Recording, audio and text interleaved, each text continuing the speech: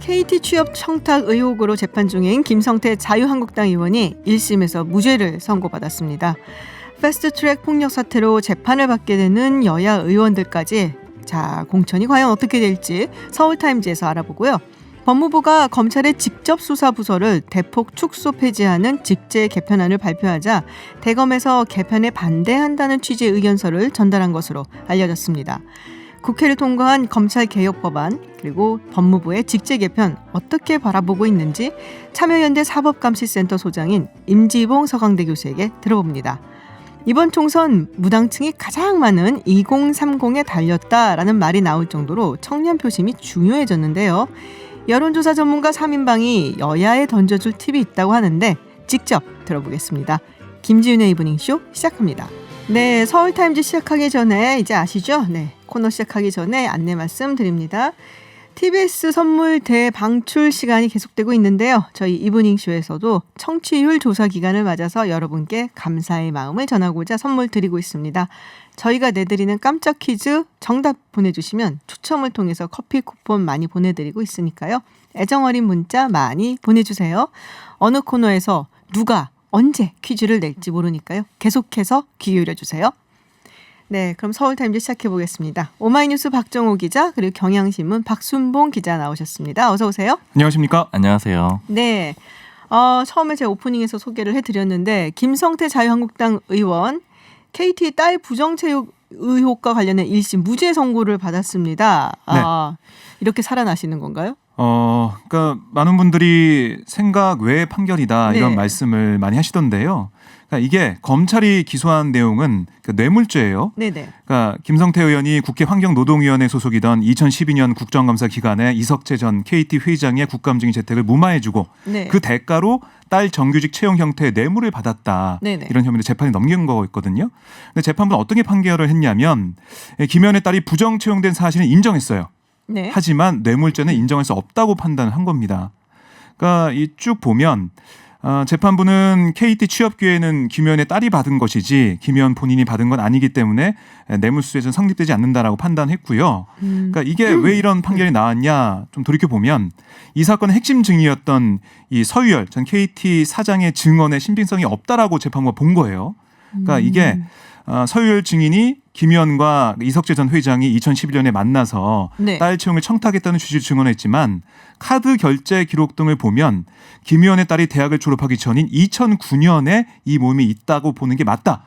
재판부가 본 훨씬 겁니다. 오래전에 있었던 얘기인가요? 그러니까 2년 전에 네. 있었던 거고 그때는 김 의원 딸이 대학 졸업하기 전이니까 채용과 상관이 없었다라고 판단한 거예요. 네. 그러니까 서유열 증인의 진술을 믿기 어렵다라는 재판부의 그런 입장이었고요. 하지만 서 전 사장이 2009년에는 큰 수술을 받은 직후여서 외부 행사 참석이 불가능했고 기록은 다른 사람이 내 카드를 대신 결제한 것이다 라고 반박했지만 재판부는 받아들이지 않았습니다. 그리고 이 이석재 전 회장이 김성태 의원에게 뇌물을 공유했다는 혐의가 합리적 의심 없이 증명됐다고 보기 어렵다. 이렇게 재판부가 판단했고요. 네네. 그래서 뇌물수수 행위가 증명됐다고 보기 어렵다. 그러니까 뇌물죄가 아니다라고 결론을 내린 겁니다. 원래 검찰이 구형한 거는 얼마였죠? 4년이었죠. 4년. 오, 네. 세게 구형을 세게 한 건데. 구형했는데 이게 신빙성이 무너지면서 네. 그러니까 중요한 진술이었거든요. 이게 네. 무너지면서 재판부에서 재판부가 그 합리적 의심을 거둬주기 어렵다라고 본 거예요. 그러니까 증인의 증언을 반대 신빙성이 없다. 받아들이기 그렇습니다. 어렵다라고 카드 재판부 결제 판단을 기록을 했다. 본 거죠. 사실 그동안 김성태 의원 원내대표도 했었는데 재판 네. 받고 할 때 자유한국당에서 일절 말이 없었어요. 좀 서운하기도 했었을 것 같은데 1인 시위하고 그럴 때도 네. 그냥 애써 모른 척 무관심. 예. 유일하게 장제원 의원만 네네. 옆에 자리를 지켰었죠.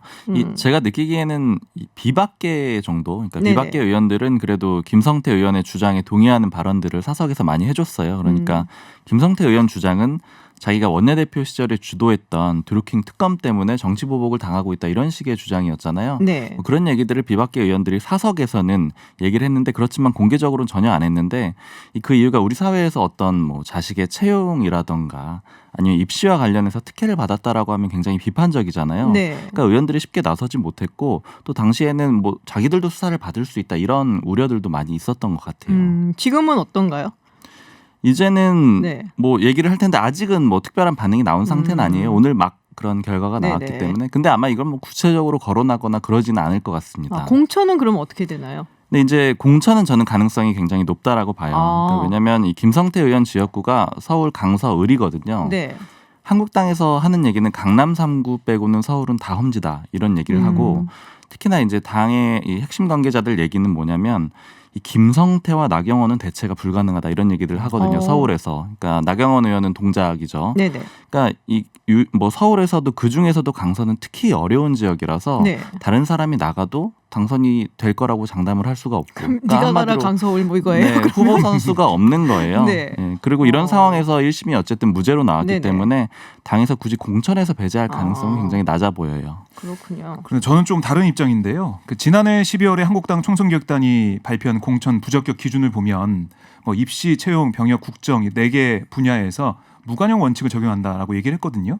그러니까 이들 분야에서 자녀의 아니면은 뭐 친인척에 연루된 비리가 적발될 경우에는 예외 없이 공천 대상에서 부적격 처리한다고 했는데 재판부 이번 1심 판결을 보면 입시 채용 비리가 있었다고 봤거든요. 네. 근데 이걸 당에서 어떻게 판단할지 만약에 뇌물죄가 무죄이기 때문에 공천 주겠다라고 한다면 민심은 어떤 입장을 보일지 여기에 따라 좀 공천 여부는 모르겠습니다. 저는 아직 알 수가 없다 이렇게 볼 수 있겠어요. 네. 그렇군요.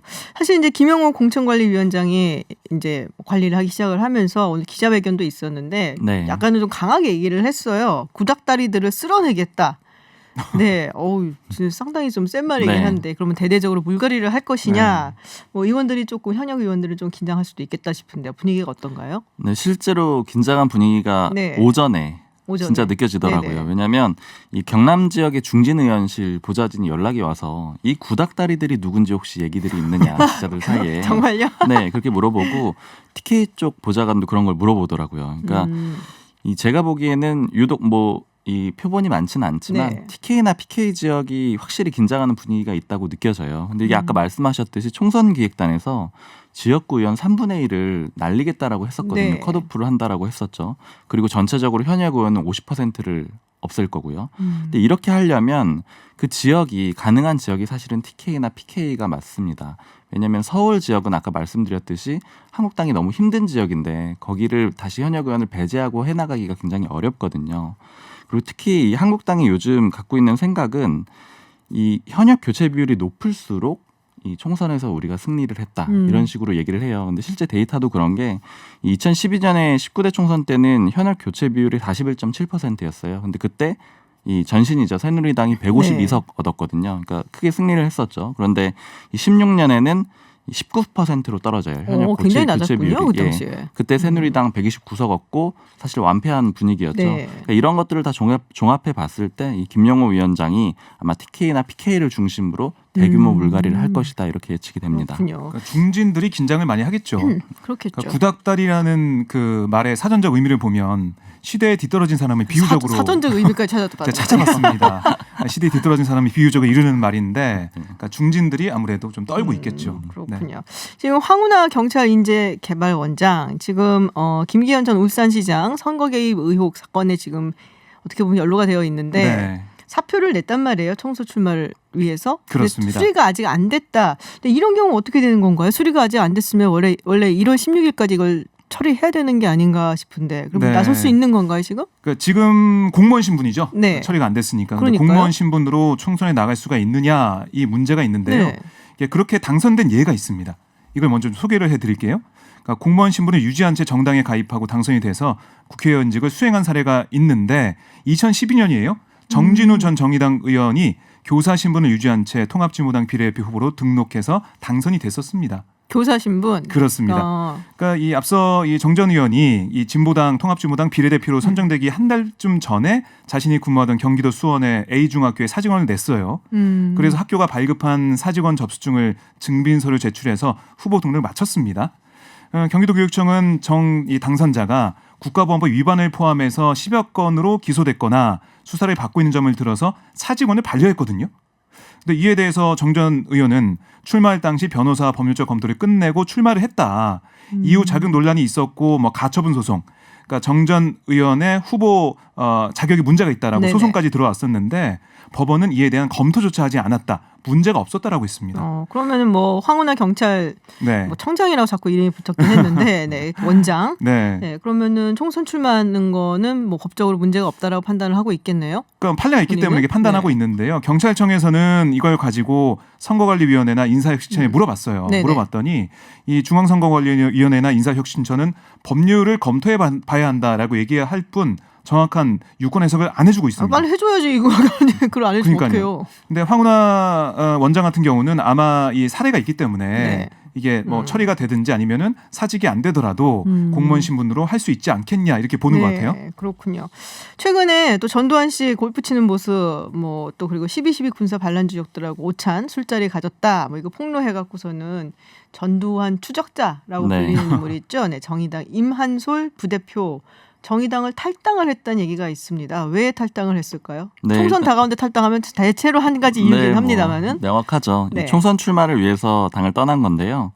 이 지금 이만솔 부대표는 서대문구 구의원이에요. 그런데 이제 정의당은 이 내부적으로 정해놓은 게 선출직 공직자가 다른 선거에 나가게 될 때는 이 상무위원회라고 해서요. 그 최고 기관의 의결을 거치도록 하고 있습니다.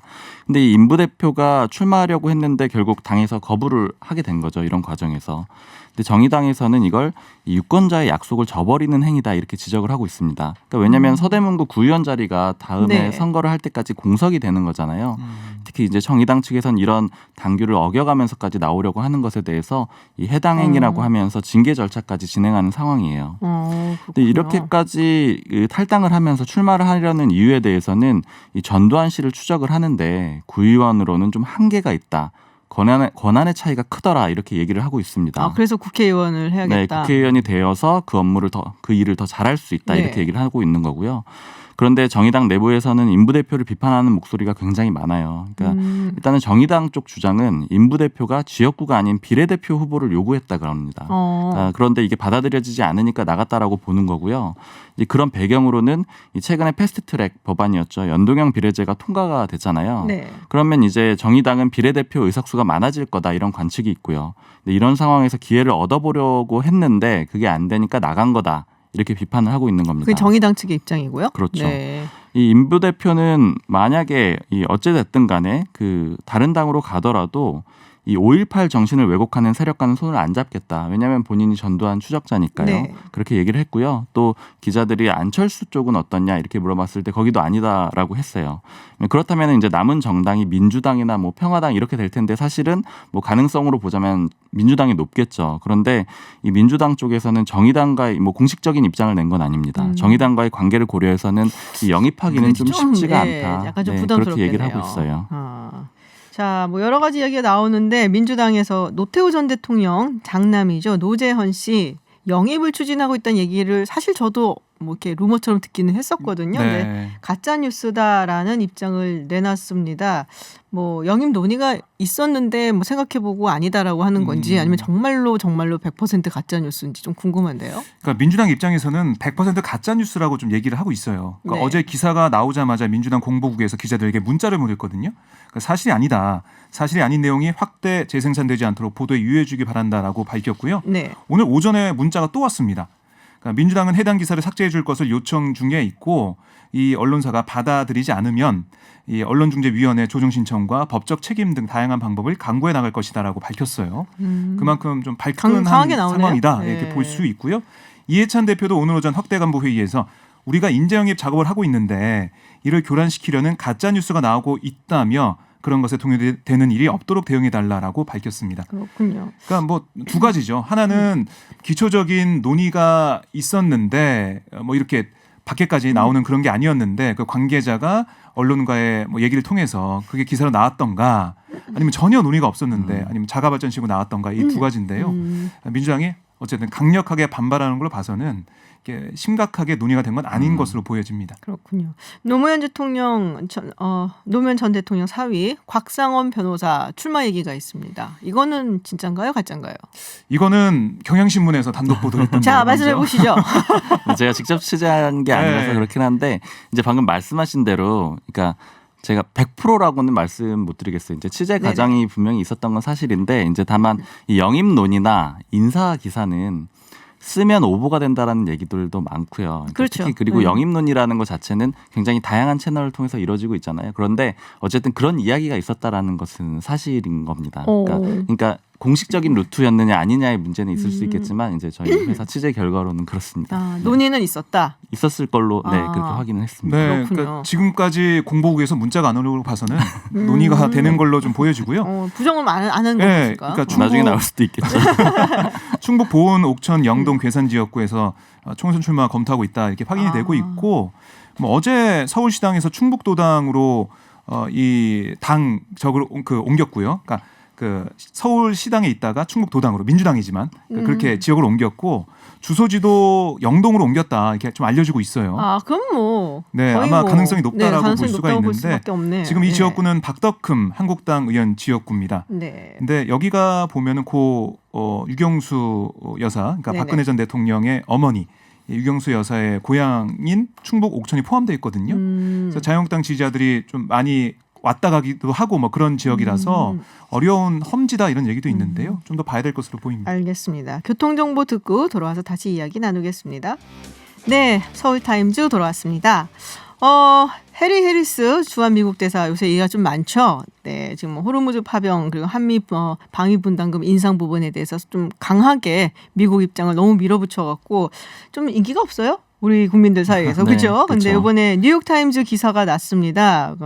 해리스 대사 콧수염 관련한 기사인데 읽어보셨어요? 우리 네. 박 기자님? 네.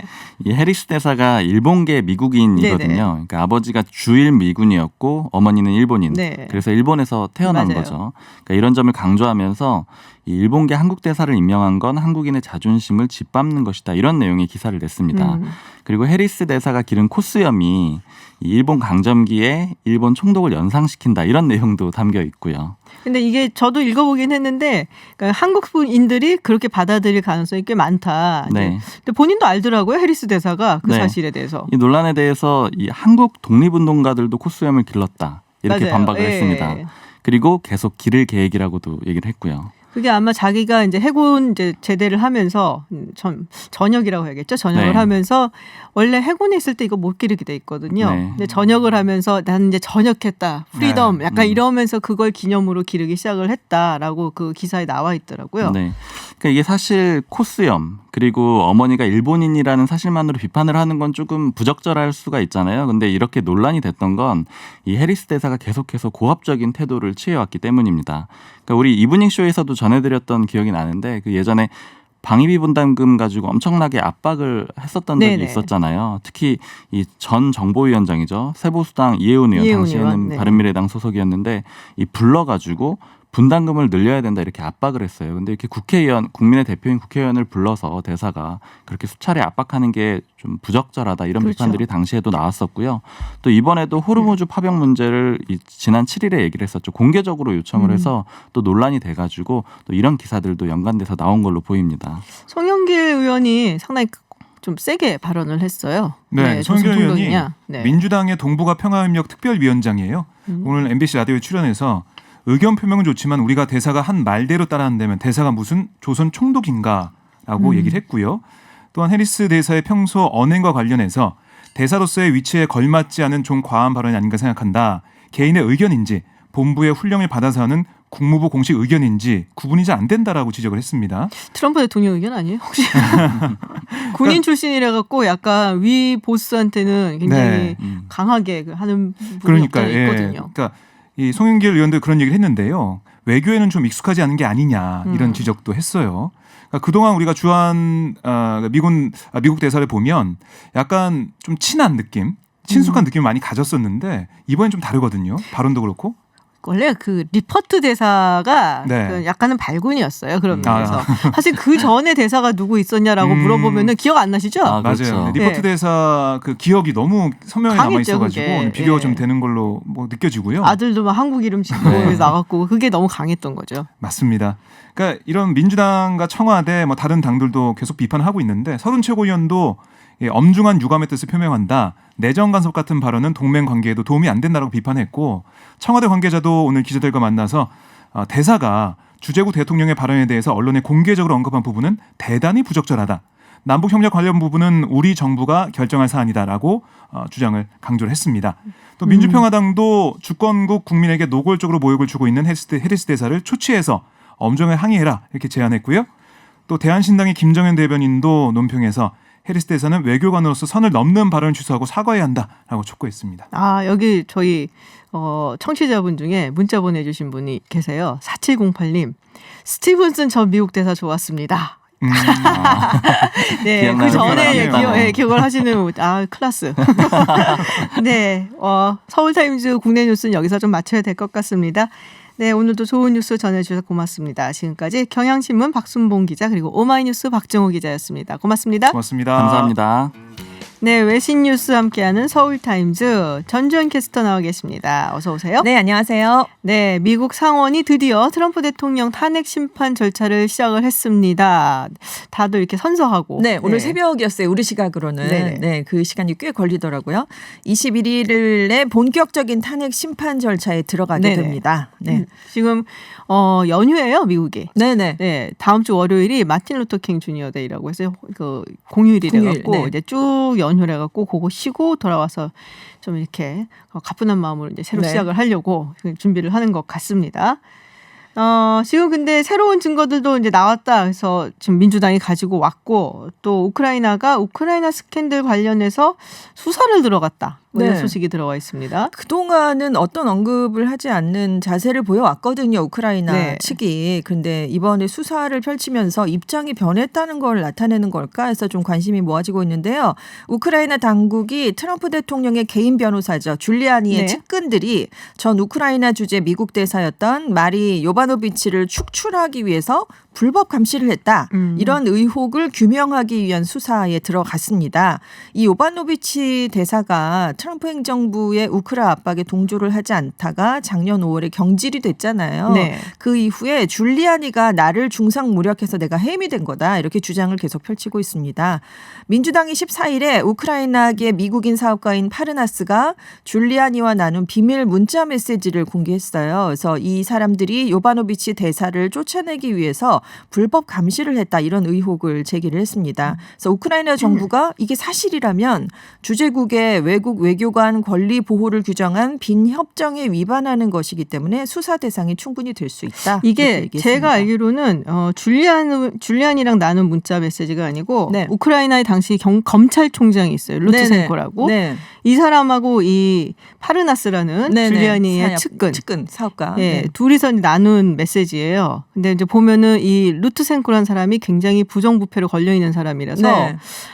이 사람에 대해서 요바노비치 대사가 상당히 좀 안 좋게 이야기를 해서 네네. 사이가 굉장히 안 좋았어요. 네. 그러니까 이 바이든 부자에 대해서 좀 안 좋은 이야기 정보를 좀 터트려 달라, 조사를 네. 해달라 막 이제 파르나스가 이제 부탁을 하는데 이 루트센코 우크라이나 검찰총장이 이 여자 먼저 치우고 그다음에 네. 얘기하자 네네. 이런 식으로 하는 거예요. 그래서 그 문자 내용 메시지가 원래는 이렇게 크립틱이라고 하죠. 그런 식으로 이렇게 약간 보안 문자로 네네. 되어 있다가 드러난 거예요.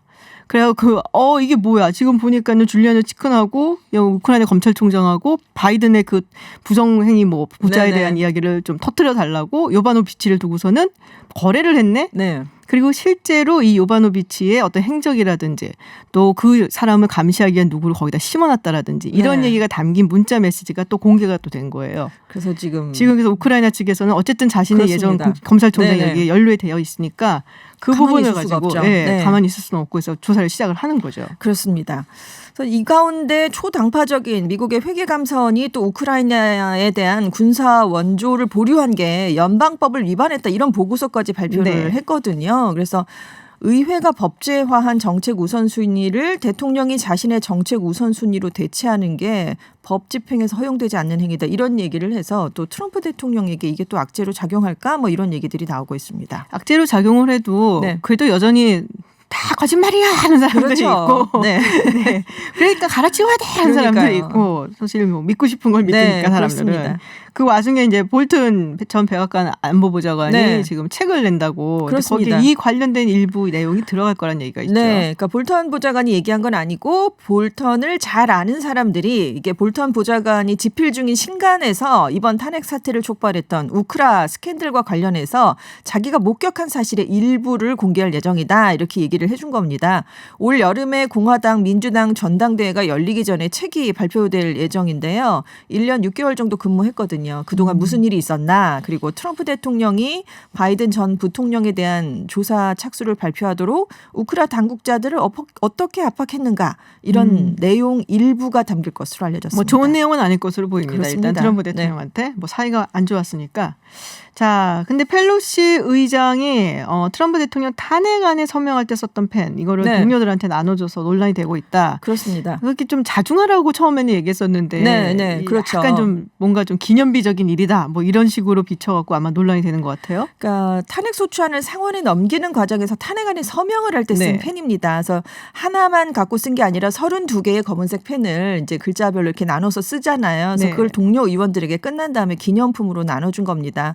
사실 법안이라든가 행정명령에 사용된 필기구를 나눠주는 건 프랭클린 루즈벨트 대통령부터 시작된 전통이 있었다고 해요. 그래서 트럼프 대통령도 사실 이 펠로시 의장이 펜을 나눠주기 몇 시간 전에 1단계 미중 무역 합의 서명을 했었잖아요. 그렇죠. 그때도 자기가 사용했던 펜, 돌려 쓴 펜들을 또 배석자들에게 나눠주는 일이 있었습니다. 근데 이제 문제가 되는 건 정책적인 성과를 기리는 자리랑 펠로시 의장이 계속해서 이 탄핵안 얘기는 즐거운 일이 아니다라고 얘기를 해왔거든요. 그러니까요. 자제해야 네. 된다고. 그래서 탄핵의 중요한 절차를 이행하는 자리에서 나눠준 거랑은 엄연히 다르다, 이런 지적이 나오고 있고요.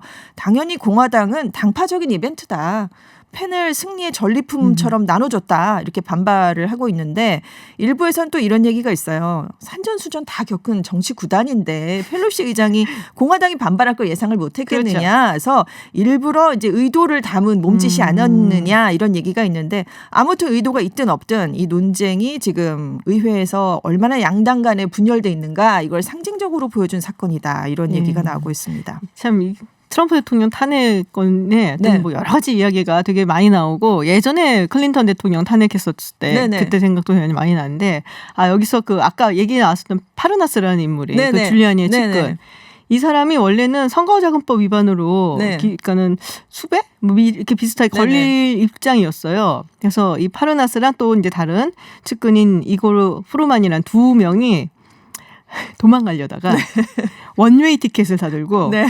도망가려다가 공항에서 붙잡힌 거예요. 네네.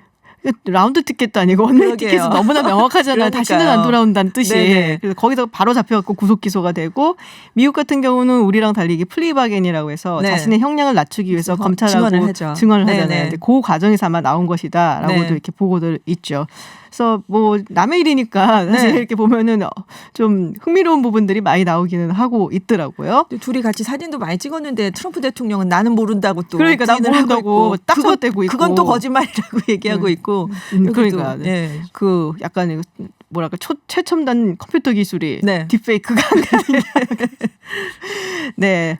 다음은 좀 우울한 얘기입니다. 호주. 제가 호주 얘기를 많이 전해드렸었는데 네. 지금 최악의 산불이 이어지고 있는데, 지금은 또 뭐 강풍, 번개, 홍수 피해가 우려되고 있다. 그러니까 네. 비가 오면 괜찮아질 거라고 꺼지지 생각을 했잖아요. 않을까라고. 네. 네. 그래서 9월에 산불이 발생한 뒤에 처음으로 15일에 호주 남동부 지역에 비가 내렸습니다. 그래서 산불 120개가 88개로 줄어들었어요. 그리고 화재 위험 등급도 최저 수준으로 낮아지긴 했는데, 그러니까 뉴 사우스 웨일스주 전역에 주말 동안 30에서 80mm, 많은 곳은 100mm의 비가 내릴 전망이거든요.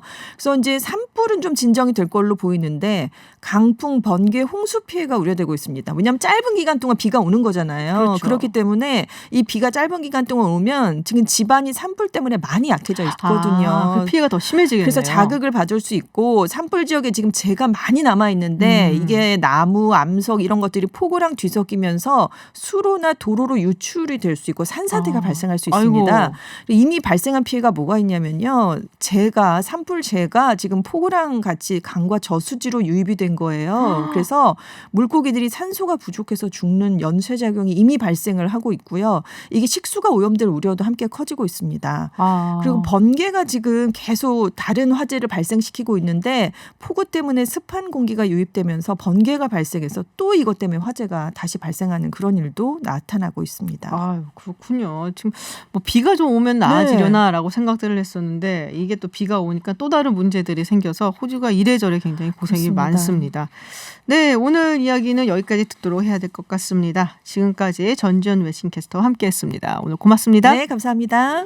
네, 들으시는 곡 알리샤 키스 언더덕이고요. 저는 7시에 돌아오겠습니다.